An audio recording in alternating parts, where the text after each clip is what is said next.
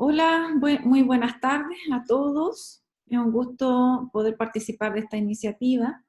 Mi nombre es Claudia Stange y les voy a presentar la charla que lleva por título Conociendo más sobre el mejoramiento genético de plantas y su relevancia en la vida humana. Entonces voy ahora a proceder a compartir pantalla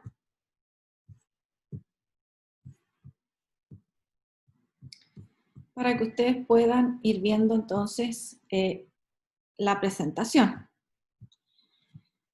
La historia de la modificación genética de las plantas tiene un inicio hace muchos años atrás, hace 9.000 años atrás, donde cuando el hombre comenzó a domesticar las especies vegetales.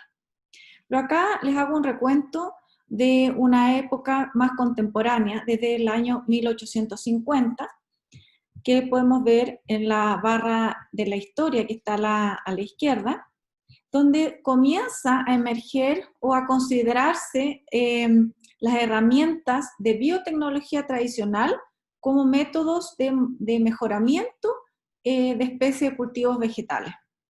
Y acá incluyo la domesticación de las especies, cruzamientos asistidos, en las cuales se cruzan dos plantas de la misma especie para tener nuevas variedades con caracteres particulares, selección de mutantes espontáneos, que se ha dado también en las plantas, la generación de poliploidía, mutagénesis al azar, en donde todas estas utilizan métodos de cultivo, ¿sí? Tradicionales para la generación de nuevas especies, de nuevas variedades vegetales.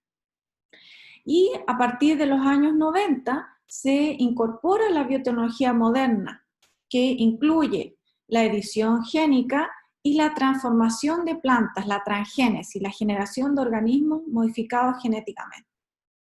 Al lado derecho existe una serie de ejemplos que puse para poder graficar cada una de estas estrategias, pero las vamos a ir viendo en la medida que avancemos esta presentación. ¿A qué me refiero con la domesticación de las especies? Por ejemplo, el caso del trigo, el caso del maíz, hace 12.000 años atrás, ¿cierto? Aplicando esta biotecnología tradicional, es que el ser humano ha ido seleccionando aquellas plantas que tienen mejor desempeño y mejor tasa de producción. Por ejemplo, el maíz, como está puesto aquí, el inicial del maíz era el teosinte, cuyos granos no eran comestibles. Producto de mejoramiento de la domesticación y mejoramiento de esta misma especie, es que hoy en día podemos contar con este maíz moderno, que ha sido mejorado genéticamente, producto de estas estrategias tradicionales que les comentaba. Lo mismo pasó con el trigo. Cruzamientos de distintas variedades han generado hoy en día esta especie que es hexaploide de trigo, que se consume para generar harinas. El caso de los mutantes espontáneos emerge de la observación y la selección de estas nuevas variedades. El caso de la lechuga, como vemos a la izquierda, la lechuga actual tiene esta característica, siendo que la originaria parecía más que nada como un pasto, parecido a la zanahoria, que es la que está en el centro, donde la zanahoria original, en el año 12, por ejemplo, no tenía una raíz comestible, sino que lo que se comía eran las semillas, que eran muy aromáticas, y las hojas. Aquí a la derecha tenemos el choclo con de hoy día, comparado con el teosinte, que al ir adquiriendo estas modificaciones, estas mutaciones espontáneas producto de los rayos ultravioleta, fueron seleccionándose, y de esa manera hoy en día entonces con todas esas estrategias tenemos el choclo que consumimos. La palta moderna, la palta Hass, fue descubierta por Rudolf Hass en el año 1926, porque la palta silvestre era pequeña, como se muestra en esta figura. Entonces, la observación de estas mutantes y luego su domesticación, su manejo agronómico ha permitido que hoy día tengamos este tipo de palta. Similar pasó con la manzana verde. ¿Ya? Dentro de cultivos emergió entonces una manzana que no tenía una coloración característica roja, sino que permanecía verde. Y fue muy apetecida y desde Australia entonces luego fue expandiéndose a Europa. Y esto es, como les decía, porque las plantas adquieren mutaciones que son espontáneas, producto del medio ambiente, que cambian algunos nucleótidos en el ADN y que eso a la larga va a generar una característica interesante, ¿ya? No es muy habitual, por eso que no hay tantos mutantes espontáneos, pero sí ha ocurrido.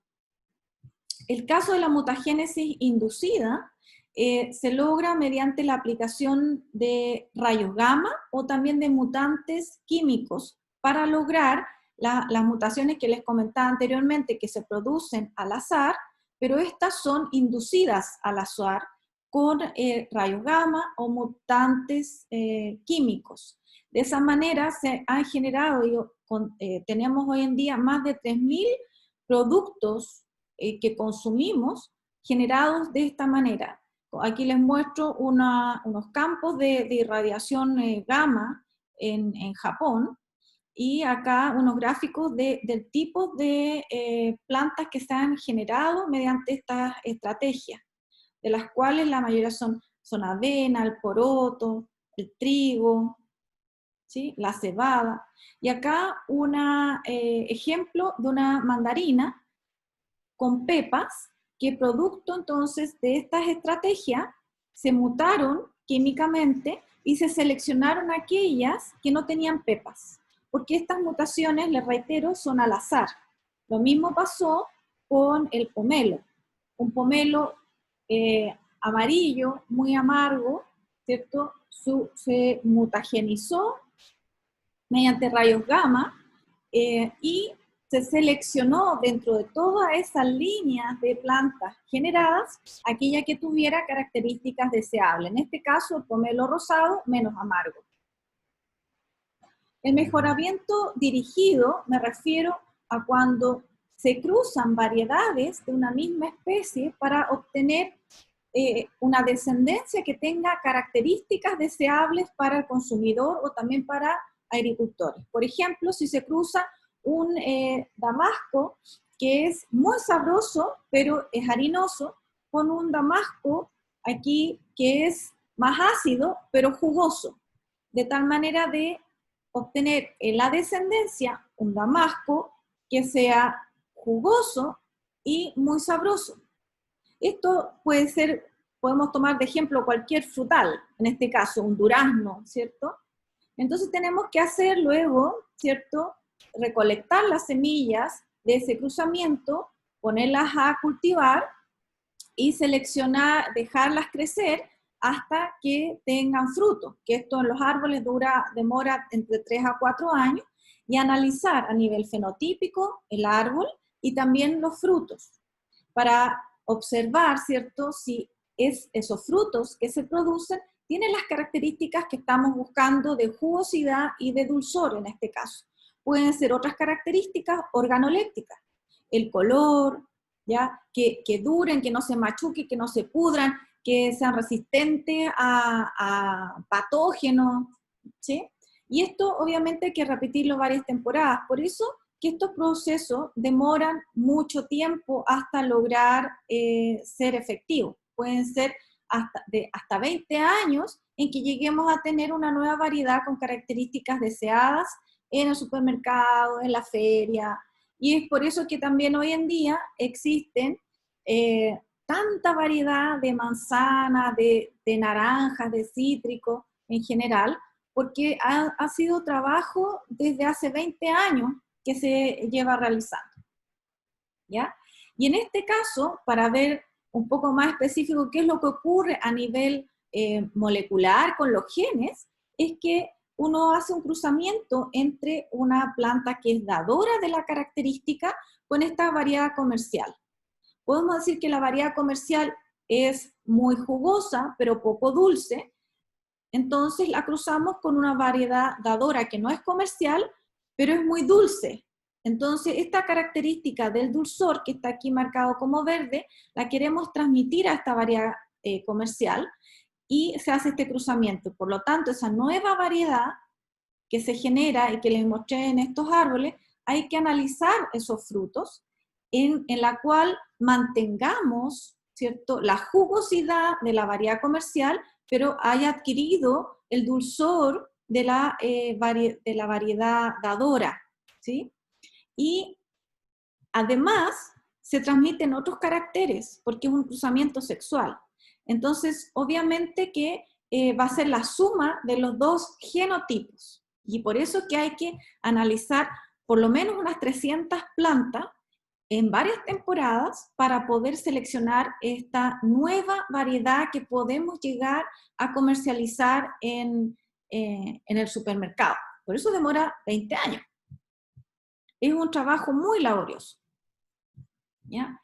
Y es así como este mejoramiento genético dirigido ha permitido que hoy en día, como les comentaba, tengamos una variedad tan grande de manzanas, de duraznos, también de cítricos.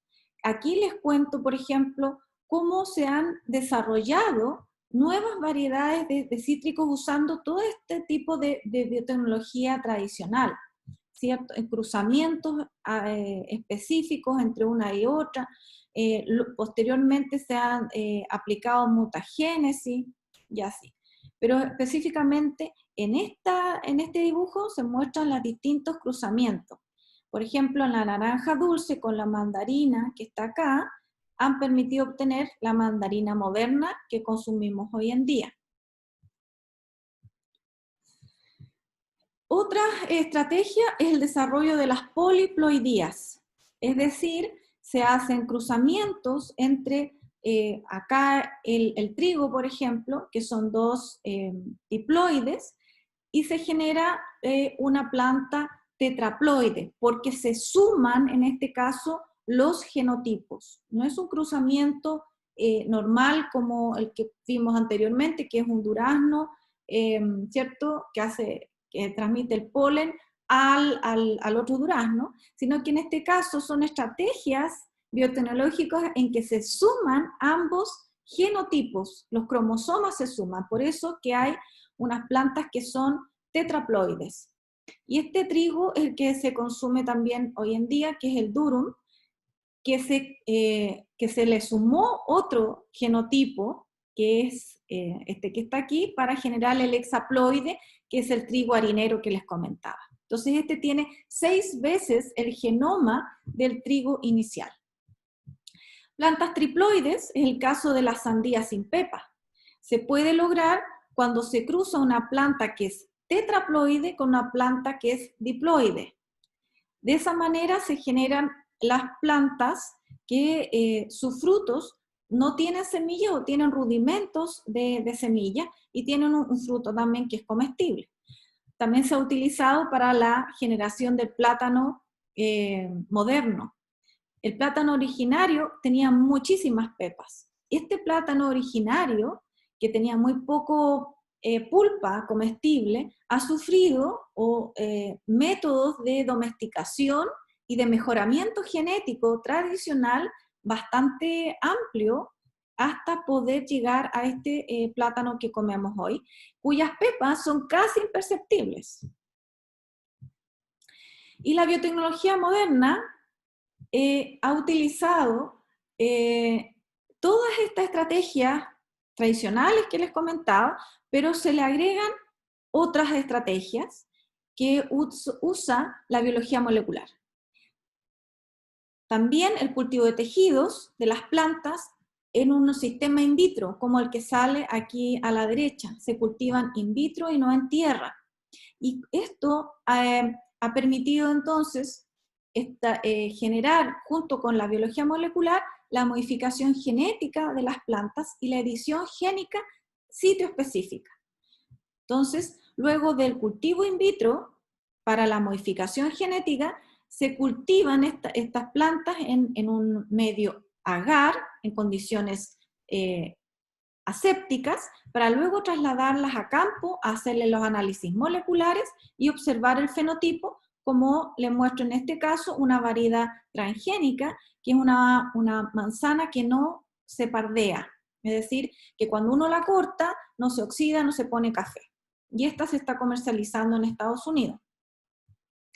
Vamos a partir con la biotecnología moderna a través de descifrar cuáles son los caracteres que podemos mejorar. Podemos hacer frutos sin semilla, también de una manera moderna, no solamente generando plantas triploides. Resistencia a patógenos, tolerancia al cambio climático, la sequía, el exceso de salinidad, al frío, tolerancia a herbicida, retardo a la maduración de flores, frutos, producción de anticuerpos, por ejemplo el coronavirus en las plantas, o generar medicamentos, la insulina en las plantas, usar las plantas como bioreactores, o hacer alimentos funcionales, es decir, hacer plantas que produzcan mayor contenido de vitaminas o de antioxidantes, que retarden el envejecimiento y a otras enfermedades como el cáncer. Por ejemplo, aquí tenemos en plantas, hay una gran pérdida económica por el daño por frío, por el cambio climático, ¿sí? Porque las plantas, obviamente, el daño de sequía y salinidad es enorme hoy en día, porque hay una pérdida de un 40 o un 30% en la productividad de estas plantas. La infección a patógenos también genera muchas pérdidas económicas y de productos para los agricultores y los consumidores. La síntesis de vitaminas, por ejemplo, en cereales como el arroz, también es una alternativa que se puede hacer para enriquecer alimentos, hacer alimentos funcionales. Y como les comentaba, se pueden producir en las plantas proteínas, anticuerpos para el coronavirus, en este caso, por ejemplo, la insulina, otros tipos de proteínas y de moléculas que se usan para combatir enfermedades. En este caso, les recuerdo, ¿cierto?, cómo se obtiene una planta mediante biotecnología moderna. Si se acuerdan, se hacía este cruzamiento y la nueva variedad tenía caracteres, genes, ¿cierto?, de la variedad comercial, obviamente, pero también de la variedad dadora de genes, de caracteres. En el caso de la biotecnología moderna, de los organismos genéticamente modificados, este carácter, este gen que está en esta variedad dadora, por ejemplo, que era el dulzor que les había contado, se toma, se extrae mediante técnicas de biología molecular y se incorpora, se inserta específicamente en esta nueva variedad, en la variedad comercial, para generar una nueva variedad que es idéntica a la variedad comercial, salvo que además tiene este carácter, y solo ese carácter, que nosotros le transmitimos. Y esa es la diferencia a nivel genético. Y también se transmite a una diferencia a nivel fenotípico, porque obviamente en el anterior, la nueva variedad es una cruza. Entonces, es menos parecida a esta variedad comercial que la producida por transgénesis. Aquí tenemos otro método de comparación, de puntos de comparación. Por ejemplo, el número de genes que se transfieren con una biotecnología tradicional son unas docenas de millares de genes, porque es un cruzamiento sexual. En cambio, la biotecnología moderna es uno o algunos genes que se transmiten de manera específica, se transfieren a esa nueva variedad. Los genes que se transmiten en la biología tradicional se limita a la compatibilidad sexual, está confinada dentro de una especie. Yo puedo cruzar un damasco con un durazno con un durazno, una manzana con una manzana, pero, o un tomate con otro tomate, pero no puedo sacar el gen de un tomate y no puedo cruzar un tomate con un durazno.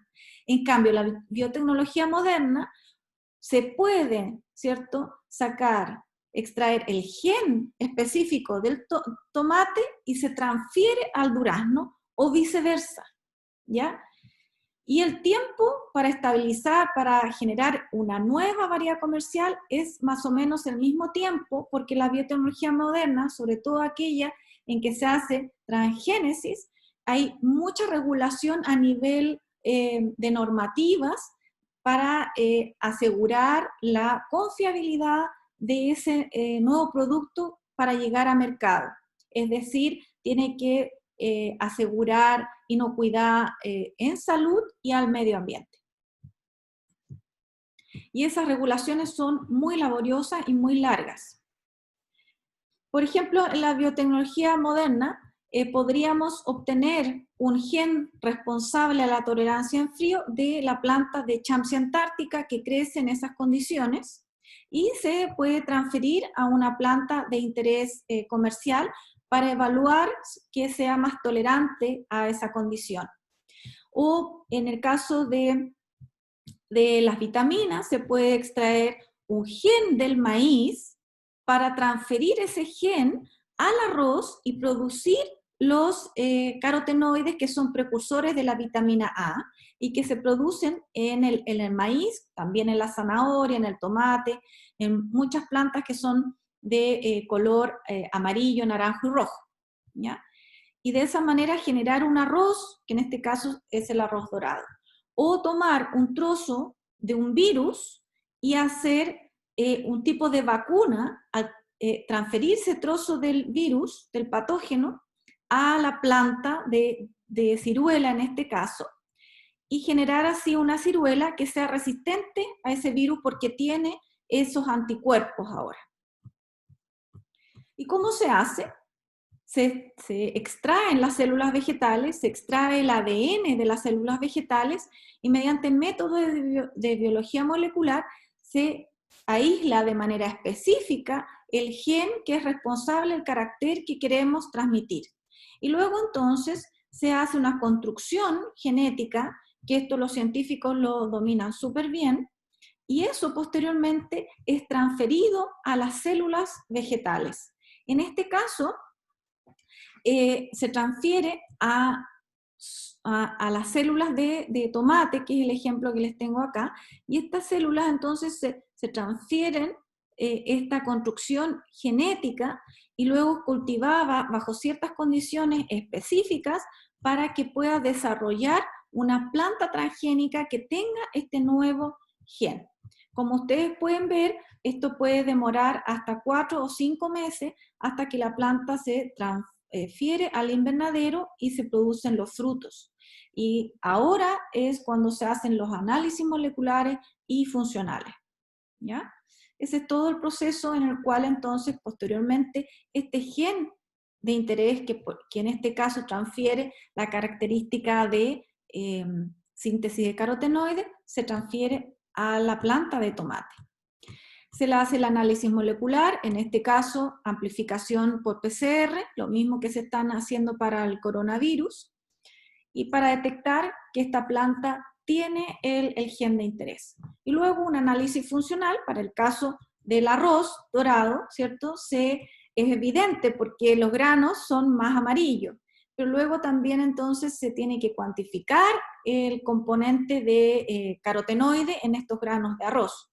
Y de esta manera se ha obtenido el arroz dorado, que tiene un alto contenido en vitamina A para suplir entonces estas necesidades y estas deficiencias de vitamina A en los países orientales. Acá a la derecha tengo unas plantas transgénicas que son tolerantes a la sequía. En ambas condiciones, el grupo de la izquierda son las plantas transgénicas que tienen un gen que les otorga esta característica, mientras que a la derecha son las plantas silvestres. Ambas están crecidas en una misma condición en ausencia de agua. Y pueden ver ustedes que las de la derecha están mucho más vitales. El producto de todos estos trabajos de los años 90, de los vegetales genéticamente modificados, es que actualmente existen más o menos como 5 tipos de OGM que se comercializan a nivel mundial, que se llama primera generación. Y estos mayormente son resistentes a patógenos, a herbicidas y a insectos. por lo tanto, benefician directamente a los agricultores. La mayoría de estas plantas son maíz, algodón, soya y canola, ¿ya? Y acá les tengo algunas informaciones gráficas de cuánto es lo que se cultiva de estos transgénicos en el mundo. De algodón, ¿cierto? El 80% del algodón es transgénico. La soya, el 70% de los cultivos de soya del mundo son transgénicos, maíz el 32% y la canola el 32%. Acá a la derecha, ¿sí?, se muestran los países que cultivan OGM y que también comercializan. Son aproximadamente 25 países, ¿sí?, los que cultivan transgénicos en el mundo. Dentro de esos, 18 cultivan de 50.000 hectáreas o más y están aquí expuestos. Como ustedes pueden ver, en Chile también se cultivan transgénicos, pero solamente para la exportación de semillas.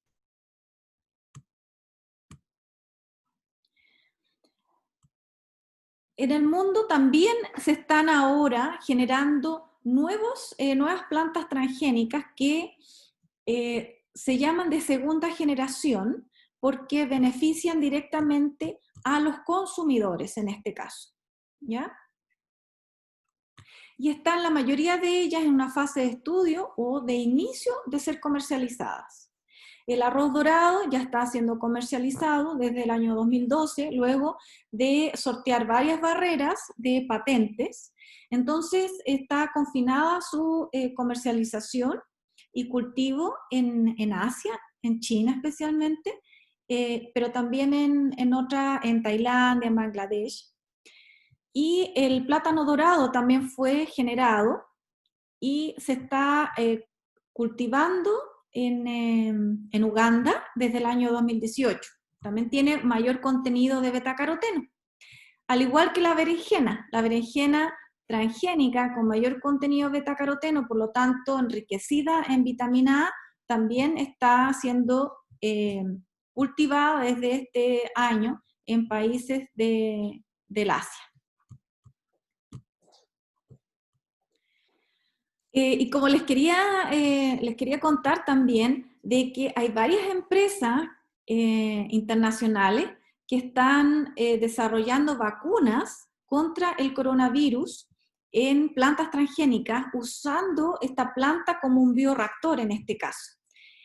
La empresa canadiense de Medicago ha mostrado entonces esta propuesta, ya está generando estas plantas transgénicas con la vacuna, y se espera entonces que el estudio fase 2 podría comenzar a fines de este año. Por nuestra parte, también tenemos líneas de investigación que están enfocadas en el desarrollo de plantas transgénicas, pero también de plantas editadas genéticamente. Las plantas editadas no siguen las normas tan estrictas de plantas transgénicas porque se usan estrategias en las cuales se edita de manera específica, se muta de manera específica un gen, que es muy parecido a la mutagénesis al azar, pero acá uno sabe qué gen se está modificando y con ello buscamos en este proyecto producir plantas de kiwi y tomate que sean más tolerantes al cambio climático, es decir, a la salinidad y a la sequía, de tal manera contribuir a una agricultura más sustentable. También estamos enfocados en divulgar toda esta iniciativa y nuestros avances y sobre la problemática del cambio climático mediante un Instagram que les invito a seguirnos, que se llama Planta Conciencia. Tenemos otro proyecto desarrollado en conjunto con el Consorcio Biofrutales y Vivero Los Olmos para obtener variedades de manzana con mayor contenido de provitamina A y antioxidantes y con un pardeamiento reducido. Nuestro objetivo es, mediante la edición génica y también la generación de transgénicos, obtener plantas de manzana, frutos de manzana que en la pulpa tengan mayor contenido de provitamina A. Por lo tanto, esperamos contar en un futuro cercano con manzanas similares a esta, que es Isabel, que son manzanas que se produjeron mediante biotecnología tradicional, que les comentaba anteriormente, con cruzamientos asistidos, en que tienen esta coloración en la pulpa, producto de otros pigmentos, no de carotenoides provitamina A, ¿ya? Y esos carotenoides, como son antioxidantes, entonces también proveen ese tipo de características más saludables a este nuevo tipo de manzana. Bueno, finalmente quisiera compartir con ustedes el equipo que trabaja junto conmigo.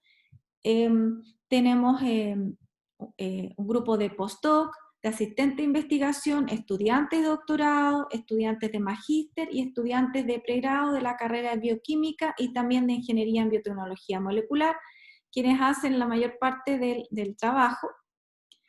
Y también, obviamente, agradecer a todos los fondos, y no se olviden de seguir nuestro Instagram, Planta Conciencia, ¿ya?